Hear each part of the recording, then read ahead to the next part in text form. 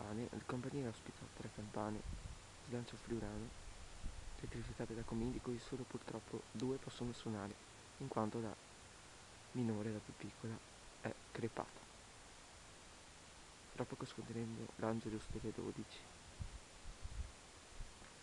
con la campana maggiore e mezzana a distesi.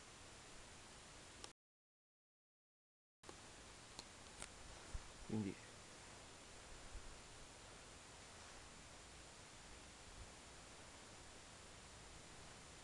direi fra pochi minuti, fra pochi secondi addirittura, dovremmo sentire il battiore.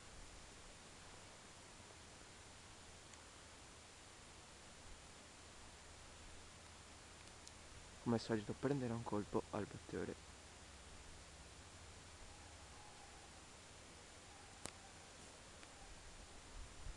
Lasciamo andare ancora più indietro. Ecco.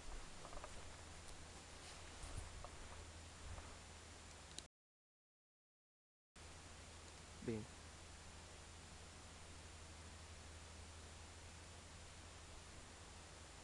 Le campane non so chi le abbia fuse comunque. Eccolo. Colpo.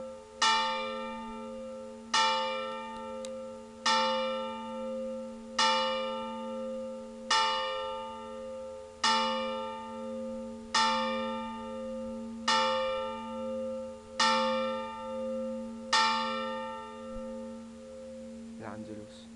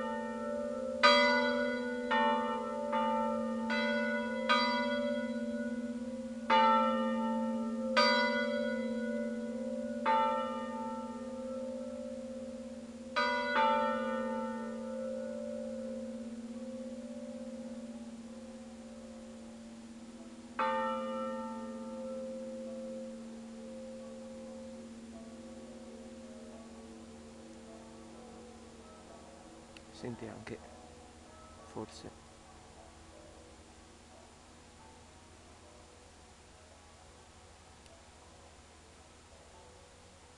il doppli Oderzo.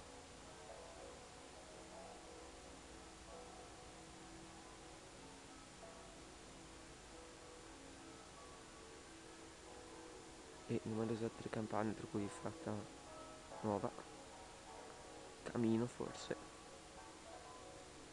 Vi ringrazio per aver visionato il video e alla prossima.